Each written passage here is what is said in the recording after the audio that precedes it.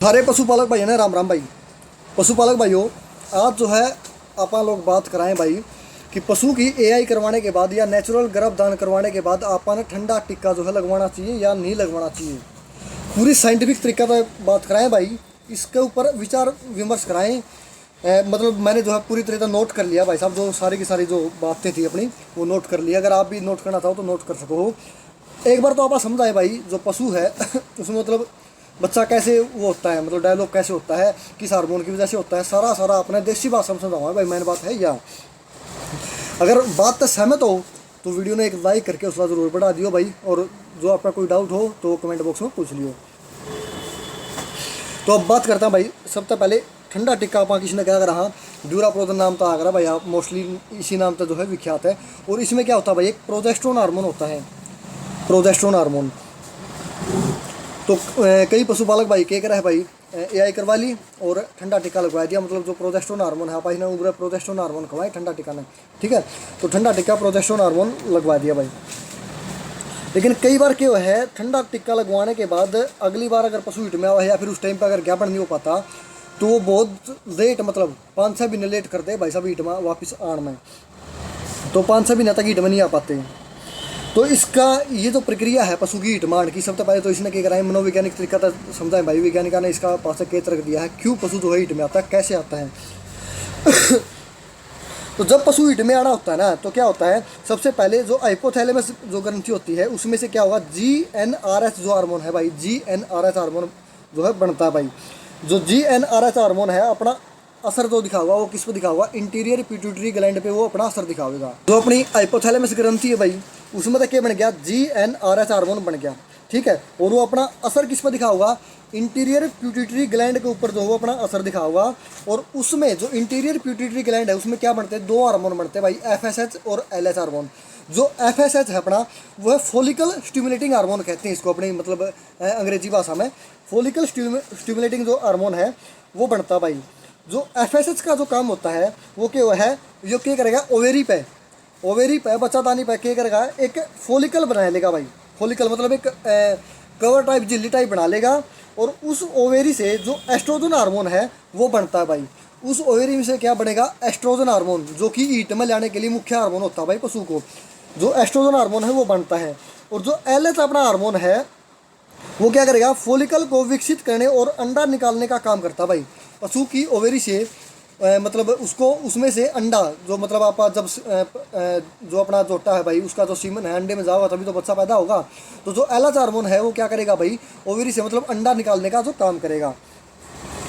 इसके परिणाम स्वरूप जो FSH है अपना और जो LH है, इसके परिणाम स्वरूप जो पशु है वो अपना किस में आता है भाई, ईट में आता है। और जो तार है वो देने लगता है भाई।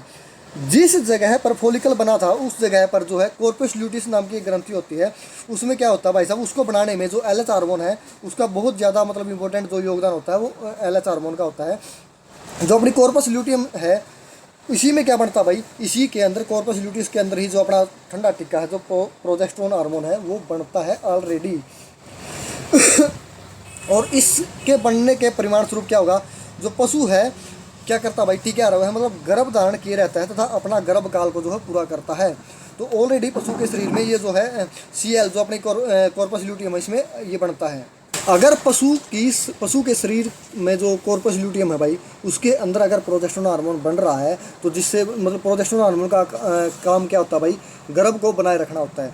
वो बन रहा है किसकी वजह से, LH और FSH और LH की वजह से। तो जिसकी वजह से जो पशु है अपना गर्भ काल को पूरा कर लेता है भाई, ठीक है। यहाँ तक हो गया भाई। तो अब क्या अब बात करते हैं आप ओवेरी में जो एस्ट्रोजन हार्मोन बनता है, उस एस्ट्रोजन हार्मोन के प्रभाव से जो पशु है वो ईट में आता है भाई। क्योंकि एस्ट्रोजन हार्मोन को ईट में लाने वाला हार्मोन भी बोलते हैं, उसकी बहुत ही बड़ी भूमिका होती है पशु अगर हीट में आता है तो। एस्ट्रोजन हार्मोन को मतलब ऑलराउंडर हार्मोन भी बोला जाओ भाई, क्योंकि ये पशु के जो पशु के कई जननांग है उन पर जो ही अपना प्रभाव छोड़ता है भाई। जब एस्ट्रोजन जो हार्मोन है अपना वो पशु के अगर दिमाग पे अगर अपना असर डालता है तो इससे क्या होगा, जो पशु है भाई वो मतलब रामबेगा, मतलब बोलेगा पशु, आप अगर कह जाए तो बोलेगा। और कई बार क्या है पशु मतलब ऐसी हरकतें करेगा जैसे किसी और पशु के ऊपर चढ़ जाएगा भाई, आवाज़ निकालेगा, रंभेगा। तो ये जो आपा संकेत है पुकारेगा, मतलब ये जो संकेत है आप मानते हैं कि जो पशु है वो भाई अपना ईट में आ रहा है। तो ये जो ईट में आने का काम है, ये एस्ट्रोजन हार्मोन जब पशु के दिमाग के ऊपर जो है अपना असर डालता है, उसकी वजह से जो पशु है ये सब हरकतें करता है। रंभ है भाई, दूसरे पशु के ऊपर चढ़ेगा, ये सब हरकतें एस्ट्रोजन हार्मोन के कारण होती है। तो जब जो एस्ट्रोजन हार्मोन है इंटीरियर पिट्यूटरी ग्लैंड पर अपना प्रभाव डालता है, तो उससे क्या हो गया भाई, अब एफएसएच और एलएच जो हार्मोन है वो क्या है, बढ़ने लगते हैं। और जब एस्ट्रोजन हार्मोन का प्रभाव जो है फैलोपियन ट्यूब पे पड़ता है, बच्चेदानी पे पड़ता है, जो सर्विक्स है उस पर पड़ता है, या फिर वेजाइना पर होता है, तो इन जनांगों से क्या होता है भाई, एक तरल पदार्थ निकलने लगता है जिसे आप तार दे रही भाई पशु ऐसा बोलते हैं। तो वो तार इन्हीं हार्मोन की वजह से जो है देता है पशु भाई। तो भाई एस्ट्रोजन हार्मोन का प्रभाव जब भी पिट्यूटरी ग्लैंड पे या फिर अपना जो है ओवेरी पे वेजाइना पे पड़ता है, तो उससे क्या होता है, एफएसएच और एलएच जो हार्मोन है वो रिलीज होते हैं, जिसके कारण जो पशु है अपना एक तरल पदार्थ निकालने लगता है जिसे आप तार बोलते हैं भाई। यहाँ तक क्लियर हो गया भाई अपना। जो यह जो तरल पदार्थ होता है ये क्या करते हैं, इसका क्या काम होता है, इसका बहुत ही इंपॉर्टेंट काम होता है भाई पशु के नया दूध होने में। ये क्या करेगा, यह तरल पदार्थ जो अंडा, जो पशु अपना अंडा बनाता है, जो फीमेल है अपनी अंडे बनाती है, उसको क्या करेगी, उसको तो फैलोपियन ट्यूब तक पहुँचाएगी अंडे को तो।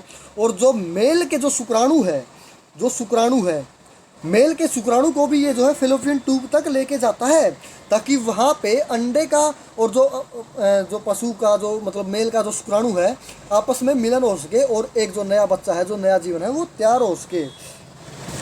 फैलोपियन ट्यूब में ही अंडे का और जो शुक्राणु है अपने उन दोनों का मिलन होता है, जिससे एक नया बच्चा जो है उत्पन्न होता है भाई। तो भाई अब आप लोग जो है आप लोगों का ना पता चल गया है कि जो एस्ट्रोजन हार्मोन है इसके प्रभाव के कारण ही जो पशु है भाई वो ईट में आता है। और एस्ट्रोजन जो हार्मोन है कई अंगों को भी प्रभावित करता है भाई। तो लेकिन अपन इस बात का नहीं पता कि जो ईट है पशु की वो कितने दिन तक रहती है।